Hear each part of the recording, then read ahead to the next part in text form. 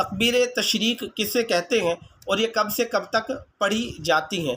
اللہ اکبر لا الہ الا اللہ اللہ اکبر وللہ الحمد، اسے تکبیر تشریق کہا جاتا ہے، اور یہ 9 ذی الحجہ کی فجر کی نماز سے لے کر 13 ذی الحجہ کی نماز عصر تک پڑھی جاتی ہیں۔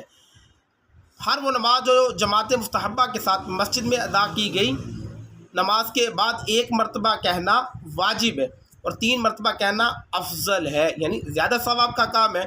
اگر امام نماز کے بعد پڑھنا بھول بھی گیا تو مقتدیوں پر ساکت نہیں ہو، مقتدی پھر بھی تکبیرات تشریق پڑھیں گے، جمعے کی نماز کے بعد بھی تکبیر کہنا واجب ہے۔